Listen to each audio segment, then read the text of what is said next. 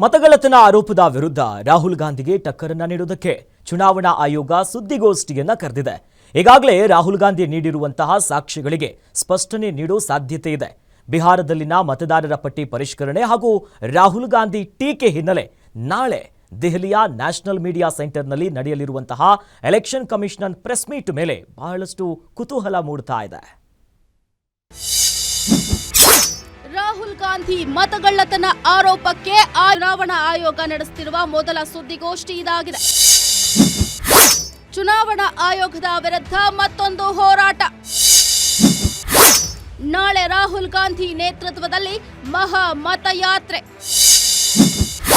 ಪ್ರಜಾಪ್ರಭುತ್ವ ರಕ್ಷಿಸಿ ಹೆಸರಲ್ಲಿ ಮತಯಾತ್ರೆಗೆ ನಿರ್ಧಾರ. ಬಿಹಾರ ಮತದಾರರ ಪಟ್ಟಿಯ ವಿಶೇಷ ಸಮಗ್ರ ಪರಿಷ್ಕರಣೆ ವಿರುದ್ಧ ಮತ್ತು ಮತಚೋರಿ ವಿರುದ್ಧದ ಹೋರಾಟವನ್ನು ಸಾಮೂಹಿಕ ಆಂದೋಲನವನ್ನಾಗಿ ಮಾಡಲು ಕಾಂಗ್ರೆಸ್ ನಾಯಕ ರಾಹುಲ್ ಗಾಂಧಿ ಅವರು ಬಿಹಾರದ ಇಂಡಿಯಾ ಬ್ಲಾಕ್ ನಾಯಕರೊಂದಿಗೆ ಆಗಸ್ಟ್ 17ರಂದು ರಾಜ್ಯಾದ್ಯಂತ ಮತ ಅಧಿಕಾರ ಯಾತ್ರೆಯನ್ನು ಕೈಗೊಳ್ಳಲಿದ್ದಾರೆ ಅಂತ ಕಾಂಗ್ರೆಸ್ ತಿಳಿಸಿದೆ. ಒಟ್ಟಾರೆ ಮತಗಳ್ಳತನ ಸಂಬಂಧ Congress versus election commission war ತಾರಕಕ್ಕೇರಿದ್ದು, ನಾಳಿನ ಚುನಾವಣಾ ಆಯೋಗ ಸುದ್ದಿಗೋಷ್ಠಿ ಭಾರೀ ಕುತೂಹಲವನ್ನ ಮೂಡಿಸಿದೆ. News desk, guarantee news.